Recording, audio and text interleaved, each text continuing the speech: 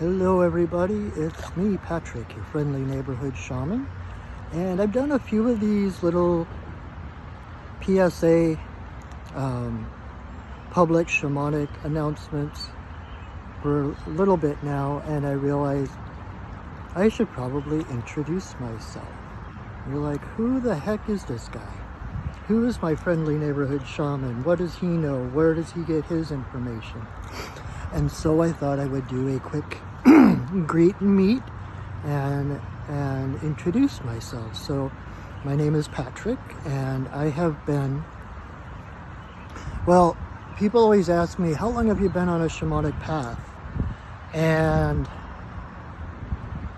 it's one of those loaded questions. I was raised Catholic, went to Catholic school from first grade all the way through college. I went to college at a Benedictine monastery. Well, the college was connected to the Benedictine monastery. And so, but when I finally discovered shamanism, I read Michael Harner's book, Way of the Shaman. It was like a homecoming. It was this feeling that, wow, the way I look at the world, the way I treat the world, the way I live my life has a name. It wasn't like something I had to achieve. It wasn't something I had to aspire to. It was like looking back, even when I was Catholic, I was a good Catholic boy, altar boy. I considered going into the monkhood. It was kind of assumed from an early age that I would become a priest. And yet, all of those years, I was always shamanic.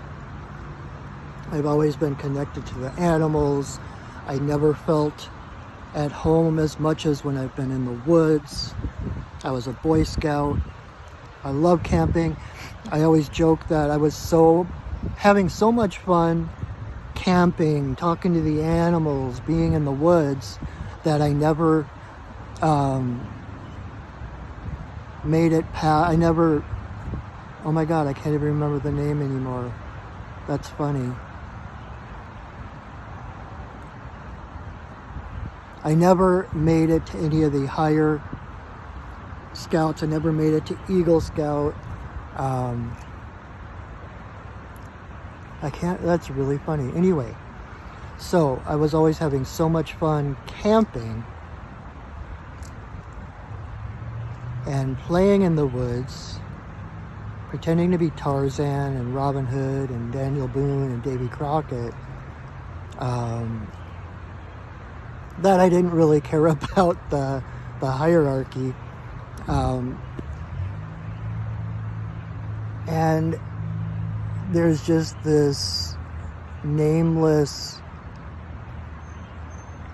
sense that goes beyond language when I'm in the woods that I've always experienced. And so all of that to say, I have always been on a shamanic path, even when I didn't know what it was. Even when I was a good Catholic boy, and it was more of an exploration and discovery of the path that I was already on, rather than looking for my path. And it was like when I hit the edges of Catholicism, and I was always on the edge of Catholicism, more on the mystical edge. You know, I had the audacity to talk to God himself without intercession of the saints, which was, looked down upon. I used to talk to Jesus all the time. I used to talk to my dead relatives. At the time, I never really heard them talk back, but I was always aware of them. And it took going as far as I could and stepping past the last fringes of the Catholic Church and Christianity before I actually could hear Jesus talk back to me, or Joshua. I had to be an adult before I met my first imaginary friend, my first spirit guide, who was a unicorn.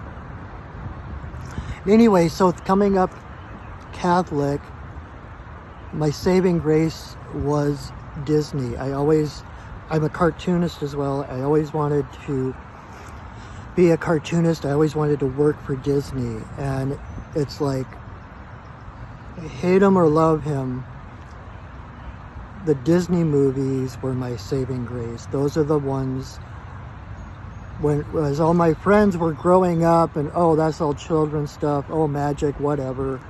I was still believing everything that Disney taught me as a kid about wishing on stars, about talking to the animals, about magic and fairies and all of it. And so after college, during college, actually, I started exploring Eastern thought, Taoism particularly. Basically, I discovered Alan Watts. And so Zen and Taoism, opening my mind to that kind of thinking, which felt really good. I kind of consider myself a Taoist. Well, not really. I figure I'm a shaman with Taoist tendencies. That's what I put it. And then discovered paganism, Wicca. I started dating a witch in college. Discovered paganism, and because I had been so, like, even in college I was studying theology, etc. And when I heard the pagan mythology, I could see how it fit hand in hand with what I was taught in the Catholic world, the Catholic view, and how it's just genders and identities, etc., that were different, but the same underlying truths were all there. Then, after years and years of going to pagan retreats and pagan rituals, celebrating the Sabbats, the Wheel of the Year, etc., that's when I picked up the book by Michael Harner, Way of the Shaman. And it was that point on, it was just opened up. Well, actually, that's true, and at the same time, things closed down. My ex-wife, the Wiccan,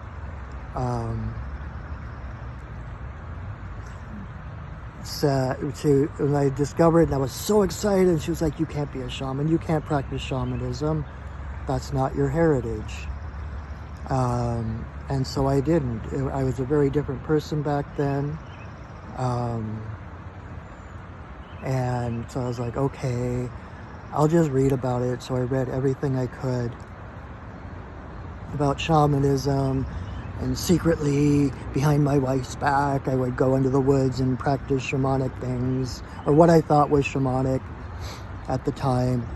And I went through like 10 years of extreme anxiety and panic attacks, and that was basically my shamanic illness. I may or may not have been at death's door. Traditionally, a shaman experiences a crisis, a life or death crisis. And I was experiencing anxiety and panic,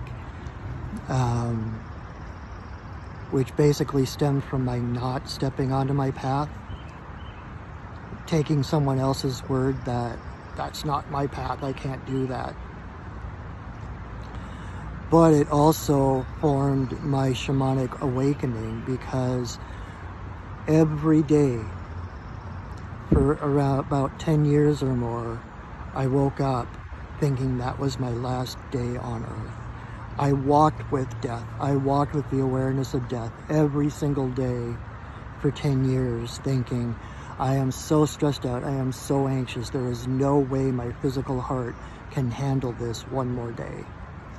And so every day I walked with death. Every day I walked with the spirits, asking for help, asking for awakening.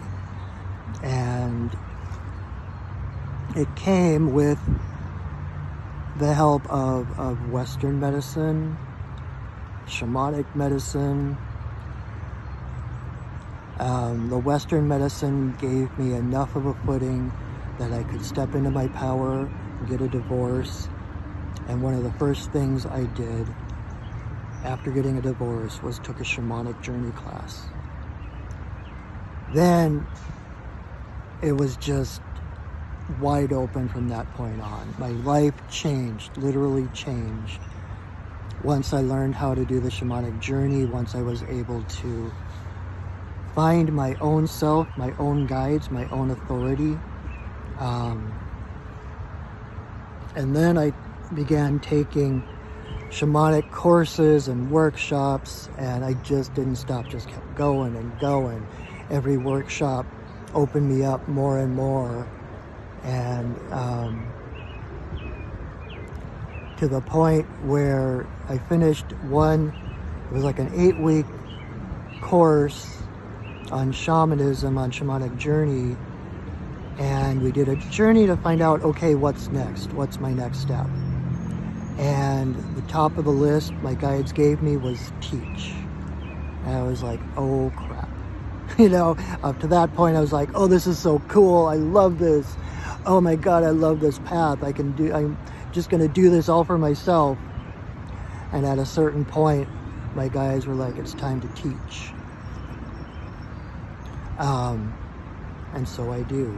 And about 15 years ago, as I was learning the beginnings of the shamanic path, learning psychic development, etc., I went on a vision quest. One of my teachers at the time, the one I credit with actually getting me set on the course of actually practicing my path in not just for myself, but in public, actually helping clients, etc. Volunteered to take me on a vision quest. She was taught the Lakota ways. So I went on a vision quest. And on my vision quest, White Buffalo Calf Woman appeared to me. And she told me my path was to be shared, that at that point I had enough under my belt, enough in the past, that it was time for me to begin sharing my path, teaching others. Yet, so the confidence from my experiences of the past, knowing that I had just as far to go in my future, if not further, of learning. So it was the experience in the past were my roots that gave me the confidence to share where I've been, what I've experienced. And hello, Crow. I don't have any lunch to share with you today, sorry. And so, but knowing that I still had so much to learn in the future brought the humility, kept me in check, kept me doing what I call the my golden lasso moments. When there's a comic where Wonder Woman puts the lasso of truth on her own, around her own head, etc., and to check and make sure she's in her integrity, that she is still true to herself, true to her path. And so I have those moments checking the humility of what I still have to learn versus what I've already learned to share with people. And I continue to learn, and I've taken trainings. Sandra Ingerman has been my main teacher. I learned soul retrieval from her. She literally wrote the book on soul retrieval. So I'm keep getting distracted. I've got a crow over here taking a bath in the river just like 20 feet away from me. Anyway, so, and then I took a 2-year training with Sandra Ingerman on how to teach shamanism. Basically a remedial, starting from basics, coming back up to where I've been, And that is where I am. I've got spiritual teachings since I was born, and shamanic teachings for the last 15 plus years. That is where I come from. That is who I am. That is what I have to offer. And so now, as I give readings, teachings and healings, that's where it's coming from. And it comes, again, like my roots are with Disney. I'm a cartoonist. I grew up reading Tarzan and Robin Hood and Daniel Boone, and there's definitely a sense of whimsy. I mean, I'm your friendly neighborhood shaman. Mr. Rogers is actually one of my guides. And it's easy to put that off to being some fluffy bunny, rainbows and unicorns kind of person. But I have been through the darkest of times. And those times have taught me the value of light and whimsy. I'm not one to duck out of the dark, it's not a choice of choosing light over dark. It's the darkness that bursts the light. And so when we go find ourselves in darkness, like I've had a real dark time recently, it's the lightness that buoys us up, that gives us the strength and the resilience to find our way through the dark with the gifts that the dark has, the dark being the womb of the cosmic mother. And that's one of the main things I tell people. I still worship or connect to the same deity, divinity I always did. He just grew a womb. And I realized that divinity has no gender, but because